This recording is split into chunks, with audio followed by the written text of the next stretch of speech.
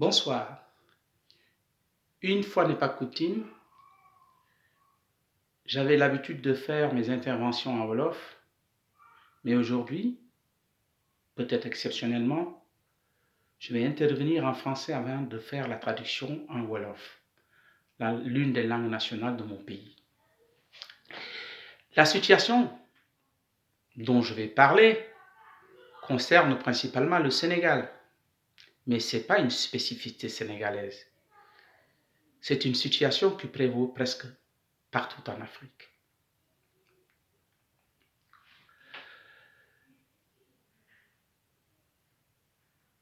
Voltaire disait que la politique est le moyen par lequel des hommes et des femmes sans principe dirigent des hommes et des femmes sans mémoire. Et Voltaire de continuer qu'il y a deux types de voleurs, le voleur ordinaire et le voleur politique. Le voleur ordinaire, lui, choisit de vous voler et il vole votre portefeuille, votre montre, ou en tout cas le matériel que vous possédez. Tandis que le voleur politique, lui, vous vole votre avenir, votre richesse, votre éducation et votre santé.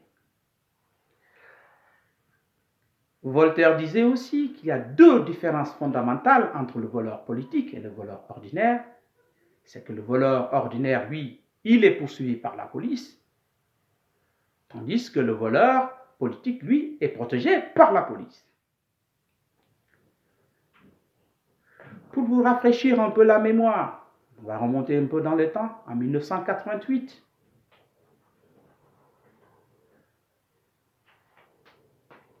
Abdou Diouf traitait la jeunesse sénégalaise de jeunesse malsaine, manipulée par des bandits de grand chemin. En 2000, quand il a été vaincu par Abdoulaye Wade, celui-ci plus tard, quelques années plus tard bien sûr, a traité cette même jeunesse, mécontente de grands voyous et de racailles. Aujourd'hui, le pouvoir en place vous traite de grands affamés qui se ruent à mort sur des os de poulet.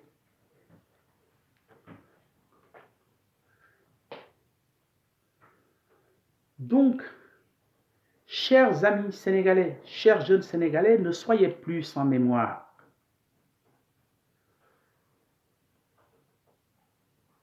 À l'heure d'aujourd'hui, nous sommes à l'approche des élections municipales. Je vois des jeunes se bagarrer dans la rue, armés de goudas, de sabres et de couteaux. Ils ont failli s'entretuer seulement pour la gueule d'un candidat. La raison, c'est un fils du terroir. La raison, il est de mon même ethnie que moi. La raison, je connais sa famille. C'est l'ami de mon frère, c'est l'ami de mon ami. Arrêtez ça, chers jeunes. Votez pour un programme. Voter pour un programme, c'est le seul moyen de contrôler le voleur politique. C'est le seul moyen de pouvoir le juger au terme de son mandat. Ne votez pas pour une personne, votez pour un programme. Car je vous le rappelle, je comprends bien. Aller aux élections, des fois, c'est le seul lien que vous avez avec la République. Mais je vous rappelle, dans certains coins du Sénégal, les gens y vivent presque sans lien avec la République, sans lien avec l'État. Je l'ai déjà dit dans une vidéo. Il n'y a ni eau, ni électricité, ni route, ni école, ni dispensaire, ni hôpital, ni armée, ni gendarmerie, ni dispensaire, il n'y a pas de mère. Bon, il y a certainement un maire, mais il n'y a rien. L'administration n'y existe pas.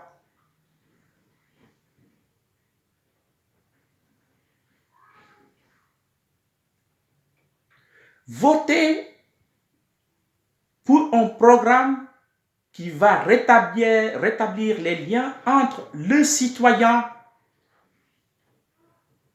et la République.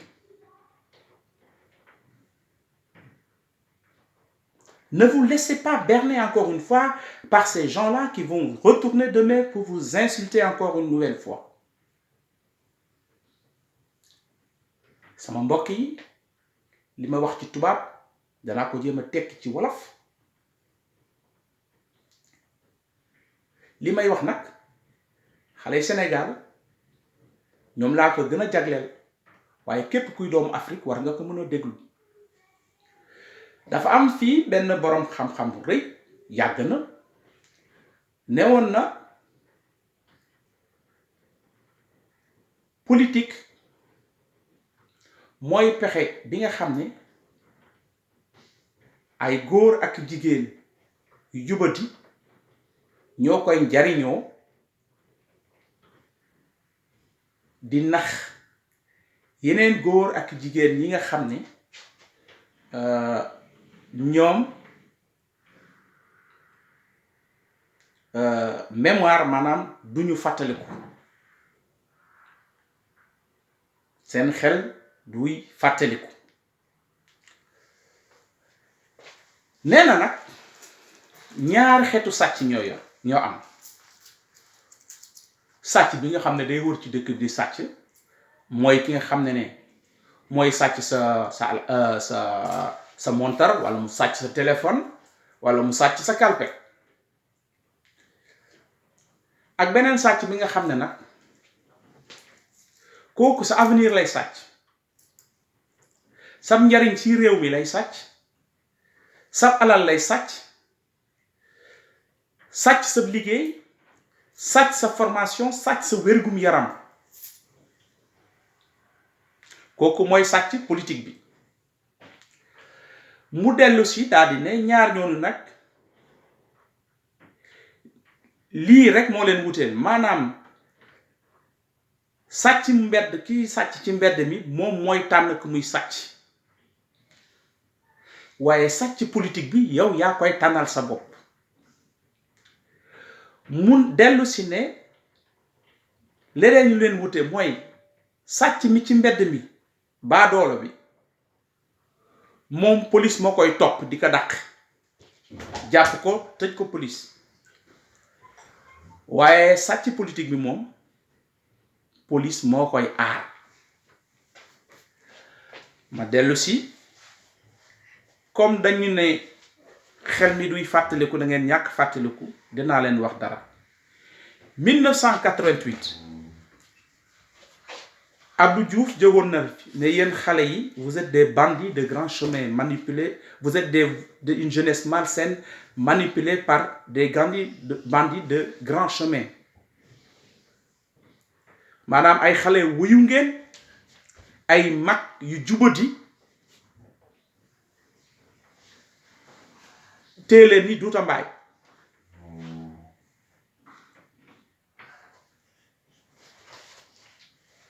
xuusma ñàpp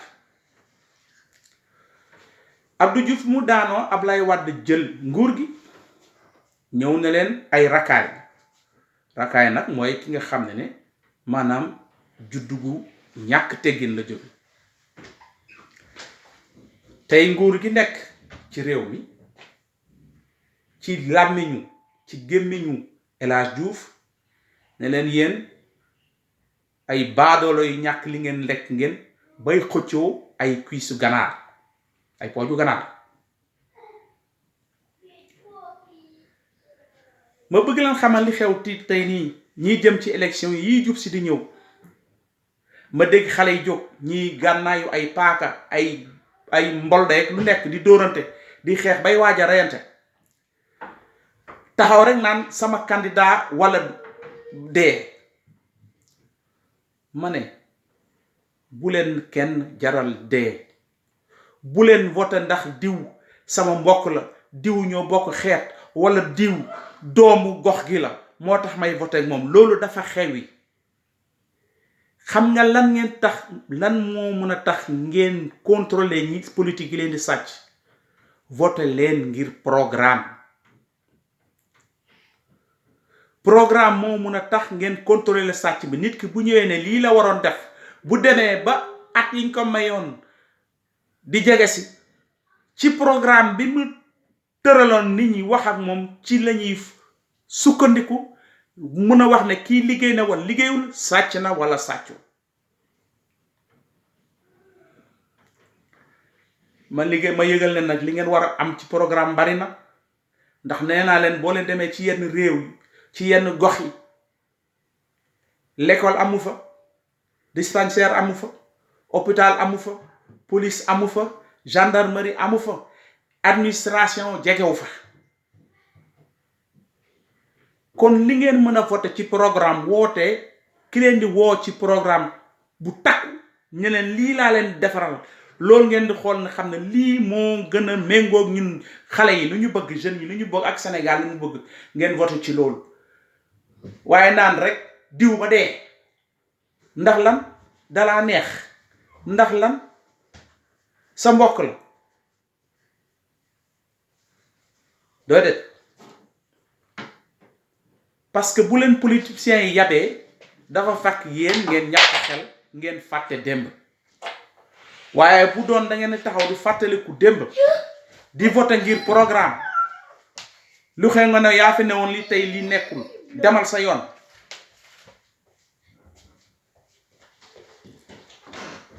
ndax askan rek am nguur. bu leen kenn nax. seul le peuple a le pouvoir.